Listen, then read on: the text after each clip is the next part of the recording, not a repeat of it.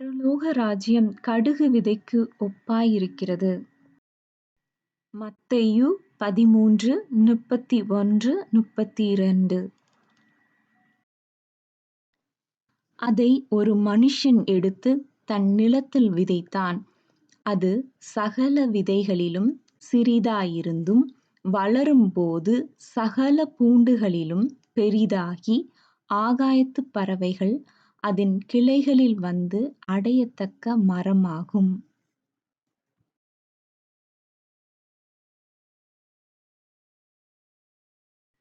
பரலோக ராஜ்யம் புளித்த மாவுக்கு ஒப்பாயிருக்கிறது. மத்தேயு 13:33. அதை ஒரு ஸ்திரீ எடுத்து முழுவதும் புளிக்கும் வரைக்கும் 3 படி மாவிலே அடைக்கி வைத்தாள்.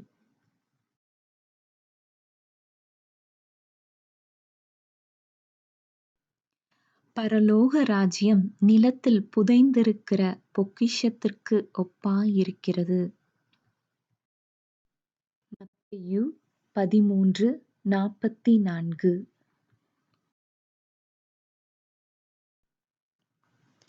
அதை ஒரு மனுஷன் கண்டு மறைத்து, அதைப் பற்றிய சந்தோஷத்தினாலே போய் தனக்கு உண்டான எல்லாவற்றையும் விற்று அந்த நிலத்தைக் கொள்ளுகிறான்.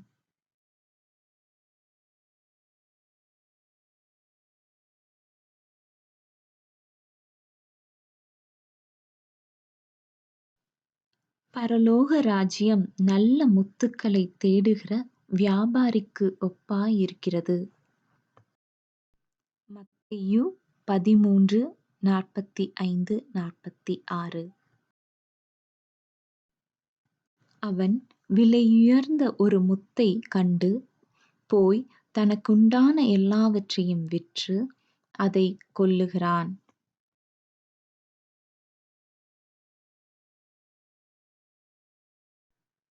பரலோக ராஜ்யம் கடலிலே போடப்பட்டு சகலவிதமான மீன்களையும் சேர்த்து வாரிக்கொள்ளும் வலைக்கு ஒப்பாயிருக்கிறது. மத்தேயு 13:47-48.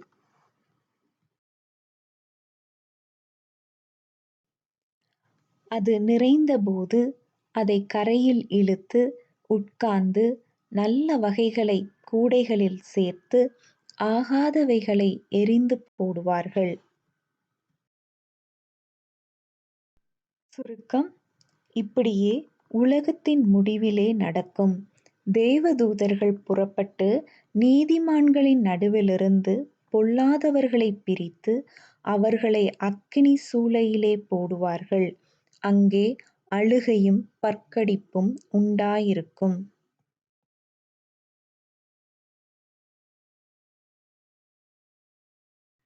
பரலோக ராஜ்யம் தன் ஊழியக்காரரிடத்தில் கணக்கு பார்க்க வேண்டுமென்றிருந்த ஒரு ராஜாவுக்கு ஒப்பாயிருக்கிறது. மத்தேயு 18:23-35 வரை. சுருக்கம்: நீங்களும் அவனவன் தன் தன் சகோதரன் செய்த தப்பிதங்களை மனப்பூர்வமாய் மன்னியாமற்போனால், என் பரமபிதாவும் உங்களுக்கு இப்படியே செய்வார்.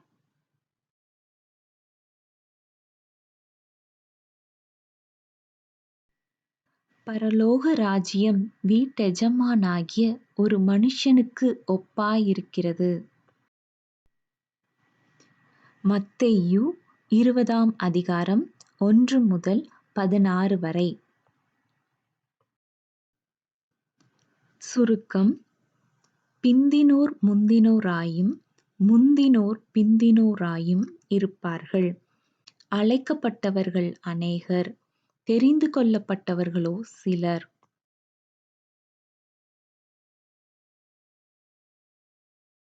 பரலோக ராஜ்யம் தன் குமாரனுக்கு கல்யாணம் செய்த ஒரு ராஜாவுக்கு ஒப்பாயிருக்கிறது. மத்தேயு 22:2-14 வரை. சுருக்கம்: அழைக்கப்பட்டவர்கள் அநேகர், தெரிந்து கொள்ளப்பட்டவர்களோ சிலர்.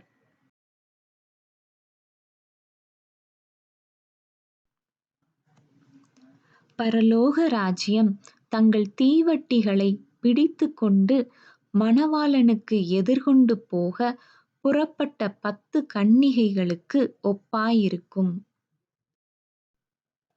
மத்தேயு 25ஆம் அதிகாரம் 1 முதல் 13 வரை. சுருக்கம்: மனுஷகுமாரன் வரும் நாளிகையையாவது நீங்கள் அறியாதிருக்கிறபடியால் விழித்திருங்கள்.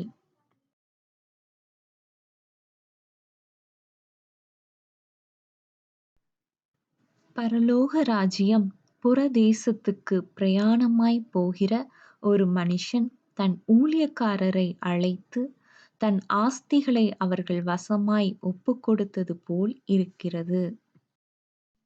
மத்தேயு 25ஆம் அதிகாரம் 14ஆம் வசனம் முதல் 30ஆம் வசனம் வரை. சுருக்கம்: உள்ளவனெவனோ அவனுக்குக் கொடுக்கப்படும், பரிபூரணமும் அடைவான். இல்லாதவனிடத்திலிருந்து உள்ளதும் எடுத்துக் கொள்ளப்படும்.